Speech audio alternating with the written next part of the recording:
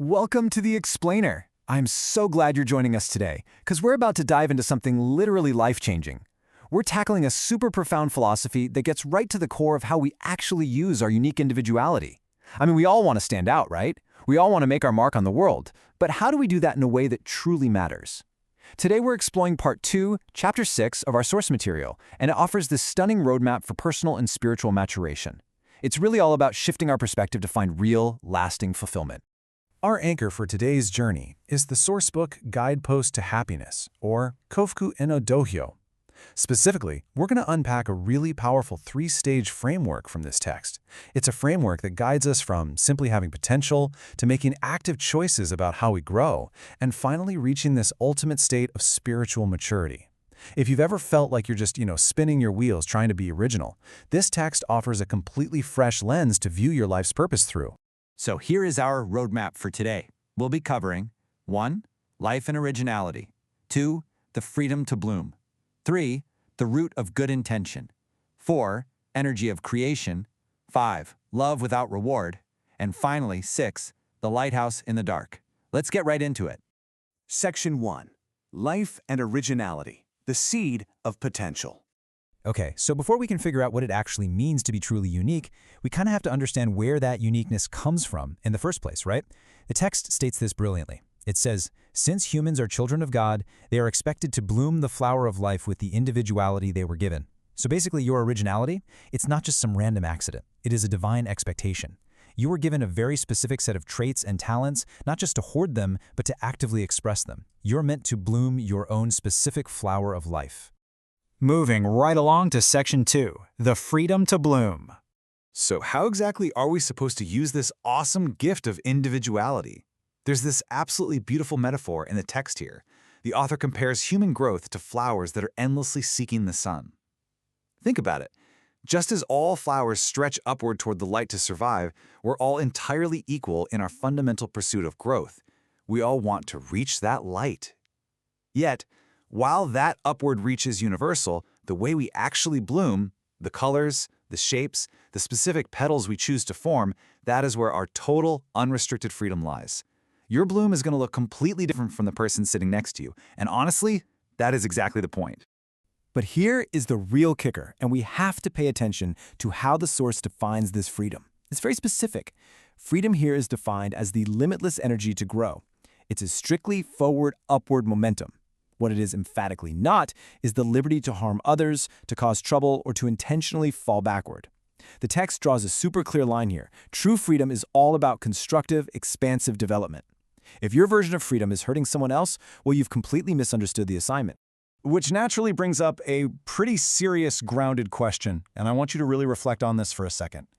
Is all originality inherently good? Like, if someone invents a highly original, super creative way to steal from people, is that the kind of blooming the universe expects? Spoiler alert, no. And this serves as our pivot right into the second act of the maturation arc. Section 3. The root of good intention. To answer that previous question, the author introduces this absolutely crucial constraint, good intentions, or zenaro shiko. Now, what's really interesting about this part is the author's stark warning. The text makes it incredibly clear that if our original ideas, no matter how clever or totally unique they seem, are rooted in dark or hellish thoughts, they aren't true originality at all.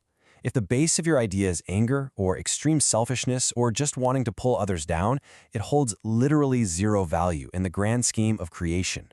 Let's walk through this incredibly sharp contrast the text provides. On one side, you have selfish originality. This is totally ego-driven. The author describes living a self-centered life as just a pitiful, lonely run. Sure, you might be running fast, but you're running entirely alone, producing nothing of any lasting value. But on the flip side, we have originality with good intention. This type of originality constantly wishes for everything to improve. It's world-improving. It desires the good of all. It's constantly asking, hey, how can my unique flower make this whole garden better for everyone? That takes us to Section 4, the energy of creation. So why is good intention such a strict requirement? Well, the answer is found in this massive, powerful thesis statement. The text says, at the root of this world is good energy. The base of creation is good. I mean, just pause and think about what that means for you. If the actual fabric of the universe is built on good energy, then aligning your unique talents with good means you're literally syncing up with the energy of creation itself. You aren't just being a nice person, you are plugging your individuality directly into the ultimate power source of the universe. How cool is that? All right, Section 5. Love without expecting reward. Once you plug into that power source, your individuality transcends the self entirely. According to the source, when originality is paired with good intention, it ultimately transforms into just another form of love. There is this absolutely magnificent metaphor here. The text compares it to a timeless piece of music. Think of a masterpiece that continues to nourish people's souls across generations long after the composer is gone. That music never asks for a reward from the listener today, does it? True originality acts exactly like that. It is an endless, unselfish expression of love that enriches the world infinitely without asking for a single thing back. And finally, Section 6, the lighthouse illuminating darkness. To tie this whole philosophical journey together, the author asks us to envision a lighthouse. Let's break down this majestic metaphor step by step, because it's a real game changer. First off, a lighthouse shines its light for a very specific reason, to guarantee the safety of others navigating treacherous waters.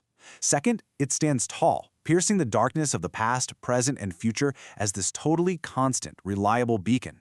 And third, it gives infinitely. A lighthouse never asks the passing ships for anything in return. A fully matured, uniquely blooming individual operates exactly like this. They use their specific talents to serve as a beacon of infinite mercy and safety for the world around them.